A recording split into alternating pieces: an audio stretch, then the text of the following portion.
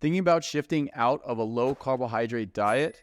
In this video, I'm going to share what led me to leave or shift out of my low carbohydrate diet and where I settled after going through that transition. Now, before I jump in and talk about what led me to actually leave the low carb diet, I want to talk about some of the pros that I had while I was on a low carb diet that I think many people tend to experience. This is something that I hear from clients, as well as this was my own experience. So to start, on a low carb diet, I was extremely lean. At one point when I was in college and I was running the low carb diet, I had signed up to be a part of some study where they were trying to see the difference between different body fat calculation systems, hydrostatic weighing, bioelectrical impedance, caliper measurements, etc. And so in order to be part of the study, I actually got to see what my body fat percentage was. Now, when I was this was during the peak of low carb, and I was doing keto at this point, and I was also doing intermittent fasting on a regular basis. And I was around, I think, 20 or so. And so I was actually down at around 6% body fat. So I was extremely lean. At the same time, I was also extremely skinny. So I didn't have that much muscle mass on me. I'm about 25 pounds lighter than I was now. So it's about 170 pounds, which for me is actually on the light side. I tend to stay with carbohydrates in my diet around 190, 195 pounds or so. Obviously, some of that is glycogen. I have a bit more body fat now, but I also have a bit higher muscle mass as well. So that was one of the benefits, is I was quite lean, although that was also one of the detriments, as I was probably too lean. And we'll get into that when we talk about the cons. The next one is my mental clarity on a low carbohydrate diet. At the same time, we could say around when I was 20, when I was doing ketosis and I was intermittent fasting, was absolutely amazing. It was great at this point in time. And I think a large portion of this was because I just didn't have as much digestive issues, bloating, gas, all these different symptoms that I was having prior to moving into a low carb perspective. And I also had that empty gut effect, what people tend to call the meat zen or whatnot when you're on a carnivore diet. And basically when you don't have a lot of residue inside the intestine, you tend to feel this really good mental clarity. And so that's something that I had while I was on low carb as well. And that was actually one of the main reasons that I continued to do it, even though I developed a bunch of other issues, because my mind was so clear, my thought processes were clear. The next benefit of low carb was blood sugar stability. And the reason why I think I was experiencing this on low carb is because I didn't have carbohydrates, obviously. So I didn't have the ups and downs in terms of my blood glucose regulation. And I also wasn't eating problematic foods that tended to give me issues with blood sugar or make me feel off or give me brain fog. Goes with the mental clarity, but also kind of goes with the afternoon slumps and the post-meal sleepiness and things like this that people tend to associate with blood sugar that could be other problems. Now, this doesn't mean that the low carb diet was the only thing that gave me blood sugar stability and mental clarity. I've actually come to that point now where I have mental clarity and I have blood sugar stability, but I'll talk about that a little bit later on, so stay tuned. The next benefit was I wasn't bloated anymore. So I wasn't having all this bloating and gas all the time and uncomfortable digestive symptoms and things along these lines when I went to low carb based on my previous diet. The last thing I noticed on low carb was my libido was amazing on the low carb diet. Now, I don't think this was because I didn't have carbs in the diet. I think this was because I just had such a high amount of cholesterol and saturated fats in my diet and was really ratcheting up my hormonal profile. Even to this day, in my current diet, every time I ramp up saturated fat intake and I start to ramp up cholesterol intake, I start to notice improvements in my androgenic function, my libido, and things along these lines. And I'll talk about in this next section why I actually don't have a super high saturated fat intake now. This is specific to me, not that saturated fats are inherently a negative thing. Now, before I get to the cons, something I want to mention, right before I went low carb, I was doing plant-based.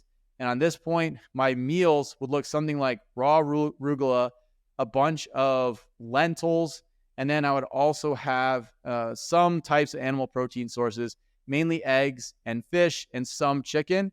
And so I was really just having a lot of greens, a lot of beans. I was having a lot of meals would be beans and wild rice or red rice or something along these lines.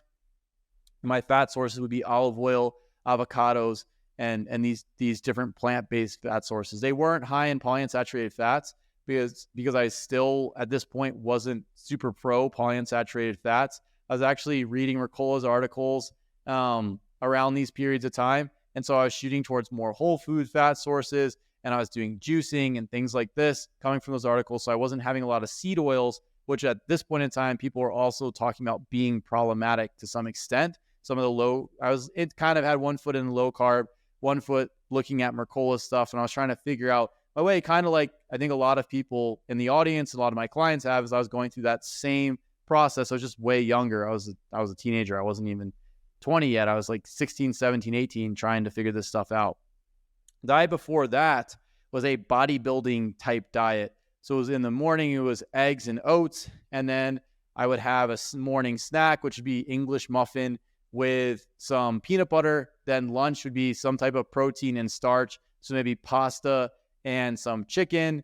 And I'd have some vegetable with that, maybe some broccoli or something along these lines. And it would go on from there. So essentially, I was on a kind of a grain-based carbohydrate diet. And on the plant-based diet and on the grain-based carbohydrate bodybuilding diet, I was having a pretty bad time digestively, in both places. And I was also getting sleepy after meals. My mental clarity was not great. And I was also not as lean on these different diets. Now, I don't think this was because of the carbs. I think this was because I wasn't tolerating grains. I wasn't tolerating legumes very well. I wasn't tolerating raw vegetables. I wasn't tolerating vegetable juices. And I also wasn't doing super well with nut butters and things along these lines, and nuts and seeds. And when I took those out of my diet, I also happened to take carbs out. And I noticed a bunch of benefits, as I mentioned. I also switched my fat sources. So I had way more saturated fats and not as much monounsaturated fat. And these things, I think, led to this profile. I was very lean, had mental clarity, had blood sugar stability. I wasn't bloated all the time, and I had pretty great libido on the diet, especially compared to these other diets. Now, here's the cons that I ran into on the low-carb diet. The first one is my sleep was terrible. So I'm 20 years old at this point, and I literally could not sleep for more than 4 hours or 4 or 5 hours a night. I just couldn't. I would wake up early in the morning, that 2, 3, 4, 5 o'clock in the morning, depending on what time I went to sleep. I also had a hard time falling asleep. And then I couldn't go back to sleep after. I was wired. I would wake up wired, ready to go, had all this energy, and I couldn't relax. So I couldn't go back to sleep, even if I ate, which oftentimes I wouldn't eat because I was intermittent fasting. So I wouldn't eat until 12 in the afternoon. Now, I think this is because I was dealing with a pretty high stress hormone load because I was fasting, plus I was exercising. I wasn't necessarily in a caloric deficit because I was eating enough butter for a family of 4, but I was only having protein and fat, basically. And I had some fiber from green vegetables, but I really kept my total carbohydrate intake less than 30 grams per day while I was doing this diet. Now, there are times where I was eating way too much protein, which may have shifted me out of ketosis, but there's also times where I dialed my protein intake in so that I could actually maintain ketosis and kept my total carbohydrate intake less than 30 grams because the only source of fibers that I was having was green vegetables. So a meal would look like ground meat, butter, and then spinach, just like half pound of spinach, whatever. The thing was cooked all the way down. So I would cook it with the butter. Or I would do something like eggs. So I do 6 eggs, 12 eggs. So my meals could be 12 eggs or 8 eggs or something like this with spinach and butter. And then my next meal would be 8 ounces to a pound of ground beef. And I would adjust the amounts depending on if I wanted to have more protein or I really wanted to be in ketosis. So I'd adjust the protein amounts.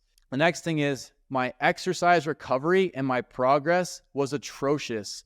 I spent an entire year and a half at 6% body fat, but also I was sitting at 170 pounds. I couldn't gain weight. I made zero progress in the gym. I was not building muscle. I was not going up on my lifts. The gymnastic exercise I was doing, I wasn't getting stronger. My powerlifting exercises, I was doing deadlift, I was doing squat, I was benching. None of those were getting stronger. I was dipping and I was doing chins. Nothing was getting stronger. I was having pretty bad time in the gym. And I also would I would frequently have to take long periods of time off from working out because I was crashing, especially when I wasn't sleeping really well, like when sleep got quite bad. The next problem I had while I was on this low carb diet was I was having pretty significant digestive issues, but I wasn't bloated and gassy. I was just having the runs. I was having diarrhea multiple times a day despite eating the greens. Now, I think this doesn't happen to everyone. This may have been specific to me, to be fair, because I don't have a gallbladder. I had it taken out when I was in high school, unfortunately. And so I was dumping bile a lot with all of the saturated fat I was eating, especially tons and tons of butter. And so I started to have bile dumping symptoms and get bile acid diarrhea and things like this, which was extremely uncomfortable overall, even though I wasn't bloated and I really wasn't that gassy. The next thing I was having was I was developing food intolerances. So foods that I used to be able to eat before without issues, I was now really having a hard time with. And I basically got down to just a very basic small amount of foods. So it's really meat, seafood, eggs, green vegetables, and then butter or beef fat. That was it. That was all I could tolerate. I tried fruits. I would periodically, just to see how I do with carbs, I'd try a little bit of starch here and there. I would try to incorporate other vegetables, and every time I'd have a really bad response. And it was getting worse and worse over time. And I think this is because of the microbiome disruption from all the fat that I was eating and having all the bile dumping symptoms over time. The next thing I had was I had really bad agitation. I had a terrible mood, and I also had pretty bad anxiety. And so I remember I changed as a person. People I used to be friends with, when I interact with them, I would be different. I wouldn't, especially because I was in college at this point, I didn't want to go out anymore. I didn't want to go to parties anymore. I didn't want to socialize. I was extremely anal. I was extremely OCD about things. I couldn't relax. I couldn't sit down. I was always going. And it created a lot of tension in relationships. And I think a part of being on this diet while I was in college actually had a partial negative effect on my social life in college because I was so tense. I didn't make so many friends in this period of time that I was doing this because I was really intense and people didn't really want to be around me while I was being like that. And I was also not going out and interacting with people. The reason I think I was having this happen is because, again, those stress hormones were elevated. I was having kind of like a mania from the glucocorticoids, and I was also having the negative mood from some of the catecholamines and things like this. And so that was playing out in my personal life. And before this, I had quite a bit of cognitive flexibility. And I also had the ability to actually separate my ego from interacting with people and listen to what they had to say and actively listen to what was going on in here. I was just like immediately dismissive and very rigid overall, which I actually really, really didn't like because I think it was a net negative to a large extent, not only in my relationships, but also in my development at that period of time in terms of my cognition and my awareness of my thought processes. So I actually got super zoomed in and I wasn't able to unhook and zoom out on the thought process. The next negative thing that happened was my hair started to come out. So this is the point where I started seriously losing a decent amount of hair. And it started from the sides here. It kept like kind of receding back. And then it actually ramped up really fast. So in like this maybe 1 to 2 year time frame, I lost most of the hair that I had in this section. It's kind of male pattern loss. I didn't really lose any in the back, but it's mostly on the sides here. And then after that, I was able to change my diet eventually. There's some other diets that cause problems, like dairy gave me huge problems with my hair loss while I was trying some of the bioenergetic stuff and also acne and things like this. But once I settled on a diet that worked for me, the hair loss slowed down significantly. And now I'm not really losing in a very active process, but I also haven't regained what I lost. So it kind of is what it is at this point. Although in the future, I may consider trying a different protocol to see if I can get some regrowth. So I'll keep you guys posted on that. The last thing I was dealing with on the low carb diet was I had freezing cold hands and feet all the time. And I was also always cold. Now, I went to college in Miami and I was still cold while I was in Miami. I remember the temperature had down to like 60 or 70, and I was absolutely freezing because I was cold all the time on this diet. And I think that's because my thyroid function took a pretty big hit. I didn't actually get it tested while I was in college. I didn't have money to do any of the testing. And when I went to the school doctors, because the clinic there was free, I wasn't actually able to get the test done that I wanted to. They wouldn't approve them, especially when I was talking about hair loss. The doctor there was like, yeah, just go on finasteride. It's genetic. There's nothing you can do about it. And then, at this point, I had already found some of Danny Roddy's work, so I wasn't going on finasteride anytime soon. So that's essentially the major cons that I had on a low-carb diet, and I also talked about some of the pros. Now, with all this, where am I at now? You guys kind of know what I'm currently doing, but the question is, where did I settle? What were the principles that I put in place? So I actually synthesized paleo, low carb, and then bioenergetic together with some different elements from different areas like bodybuilding and things like this. And I settled on a diet that incorporated the animal food protein sources and the different fat sources that you tend to see inside keto, inside paleo, inside low carb. And I also incorporated a variety of the vegetables from these areas, especially the vegetables that I tolerated quite well. Things like some of the greens, some of the carrots, that came from the bioenergetic perspective, and some of the squashes, which came from the bioenergetic perspective. They obviously have carbs. So in the low carb perspective, they weren't on board. And then I also, at first I tried the dairy, I tried starches, didn't do well with starches, didn't do well with dairy. So I actually settled on fruits, and I actually tolerate the fruits, whole fruits, fresh fruits, frozen fruits, and fruit juice quite well. So I have a very similar setup to what I did with paleo, low carb, keto, except my fat intake is lower and my actual carb intake is much higher. And this is mostly coming from fruits and juices and sugars, because what I found out is I don't tolerate starch as well at all. Every time I try to put them in, rice, potatoes, I have a hard time. I get sleepier after meals, and I have issues with insomnia and things like this from the starches themselves. So I think that all I really needed to do was just add in carbs from my low carb perspective and learn some principles along the way, calcium, phosphorus, endotoxin, things like this, and also, really minimizing polyunsaturated fats. But all the dairy and all the different starch sources I tried to add in, I caused quite a bit of problems. And I think that's why I was having the mental clarity issues and why I was having the bloating and gas before I went on low carb. And when I went on low carb, I felt better just because I minimized foods that were highly problematic for my specific system. Many people I work with tolerate starches just fine. Many of my clients have very starch-heavy diets and they do well. It's just for me, I don't. There's a variety of possible reasons. And so the reason I'm sharing this is because it's important to figure out which foods work for you. And it's also important to understand why you're getting a particular benefit on a particular diet and how can you rectify the pros and the cons of these individual diets. So I took the benefits of low carb in terms of the protein and the fat sources and some of the vegetables that I tolerated. And then I took the benefits of the bioenergetic approach with having adequate amounts of carbs, not being afraid of things like sugar and fruit. And I combined them together to create a diet and using foods that I specifically tolerated well. And I constructed the diet from there. And now that's where I sit. So now I have really good mental clarity all day long. I don't get blood sugar rushes. I don't get tired after my meals. I'm still lean. I'm not 6%. I don't think that was actually healthy. I think that was highly problematic that I was that lean. I'm closer to 12% body fat now. So I definitely have quite a bit more body fat percent, but by any standard, I have like close to an optimal amount. For a man, my digestive system is much better now. I don't have bile acid diarrhea, and I'm also not bloated and gassy all the time. To be fair, because I don't have the gallbladder, I still get issues at times with bile dumping depending on what I eat. I think that's something that I'm going to have to deal with for the rest of my life because they surgically took it out. So there's not really a direct solution there unless, Michael Levin starts to improve some of these ionophore treatments and I can get some of these treatments to regrow my gallbladder. But in the meantime, I'm just going to have to deal with that.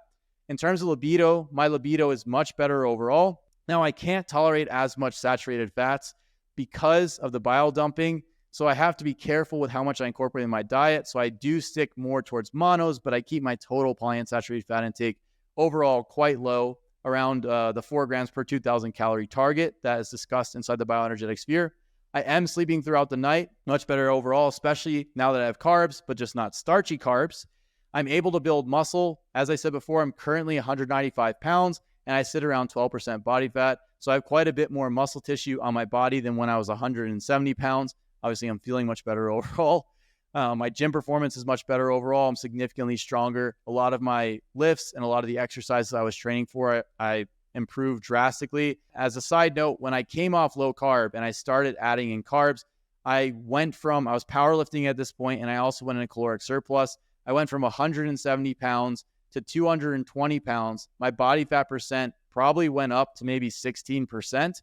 But I also, when I was extremely lean, I was deadlifting, in the gym, I was doing like maybe 225 or 275. And then I went up into the 400s when I got up to 220 and I started to eat enough on a regular basis. My bench press was in the 300s and my squat was also around the 400s as well. So I really increased my strength pretty significantly and my body mass when I added in carbohydrates. And then I was doing that with starches though, which led to some other problems. That'll be a story for a different video. In terms of my mood and my anxiety, I don't have anxiety. I'm not naturally anxious in general. So it was weird when I had that, but it went away after I added carbs back in. Again, I thought it was the stress hormones.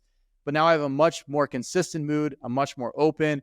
I'm much more agreeable in general. I'm much more laid back than I was when I was on low carb. The hair loss situation, it kind of is what it is at this point. I am going to try an experiment to actually see if I can reverse it at some point relatively soon. And perhaps I'll document some of that. But at this point, it kind of is what it is. I'm not really doing anything for it or against it. And then the last thing is my hands and feet overall are warm and toasty. Now, when I do get bile acid symptoms, I can actually get cold feet again. And I think that's through driving adrenaline and possibly serotonin with the irritation to the gut. But in general, my hands and feet are warm on a consistent basis. Now, the last thing I want to share before I wrap up this video is that, well, I have gone through these different diets and I've made a lot of progress and headway. I obviously still have some things that cause issues for me periodically, particularly around my digestive tract, because of what went on with the gallbladder surgery and scar tissue and things like this. And the reason I'm sharing this with people is so that people understand that the health process is a constant journey. It's a constant unfolding. It's a constant learning how to manage and adjust and improve these different areas. And there's not a place where you arrive. And that's why I think you see a lot of these low carb gurus and individuals switching and shifting into these different spheres. The most important thing I think is as people shift and adjust and learn, they should share the process with everybody so that they can understand what the people in the audience can understand why the individual has switched, what was the things that led to this, why do these things occur, and then move from there. So in order to stay consistent with this, I wanted to share this video about why I transitioned and then what are the, where was I at? What were the benefits that I achieved? Because I did get benefits. What were the cons that I had? And then where am I at now and how did I rectify some of those problems? And also, do I still have some underlying things going on with the digestive stuff at times? 100%. It just comes with the deal. It's a part of life at this point for me, considering the gallbladder. But overall, I have it pretty significantly handled, especially compared to when I was on plant-based or low carb or keto or something along these lines. So that wraps up the video. If you're interested, you can list some of the symptoms that you've been having on the low carb diet in the comments, and also some of the things that improved when you added in carbs in your diet. So I'll catch you in the next video and I'll see you in the comments.